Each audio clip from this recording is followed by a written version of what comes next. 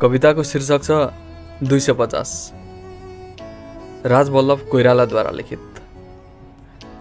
मान्छेको जिन्दगी 250 वर्षको हुनुपर्ने, दौडधुपमा होइन, बरु जीवन बाँच्दा बाँच्दै थाकोस्। वस्तु अनि भाउको हिसाब किताबै नहोस्, अभ्यासको जिन्दगी जिउन पर्याप्त समय होस्। 2 दर्जन गहिरा सपना पूरा होस्, त्यति बाँचेपछि जिन्दगी जिन्दगी जस्तै होस्।